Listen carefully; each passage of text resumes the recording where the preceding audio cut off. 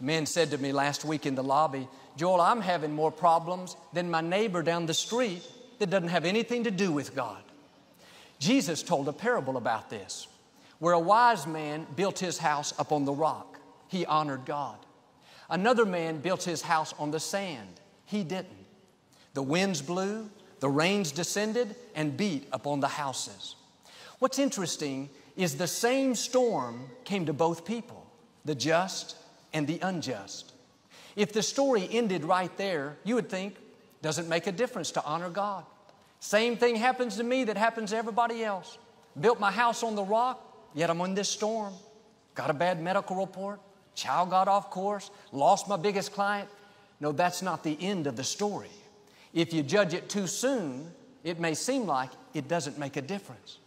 Jesus went on to tell the man that built his house upon the rock, when the storm was over, his house was still standing.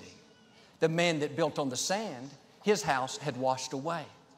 Here's the difference. When you honor God, the storms may come, but you have a promise that others don't have. When it's all said and done, you'll still be standing. And in difficult times, you have to remind yourself, this is not the end.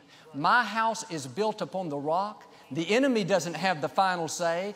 God does. And He says, when it's all over, I'll still be standing.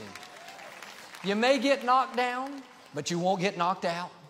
You may suffer a setback, have to go through a few things, but don't get discouraged. Don't get bitter. It's just life.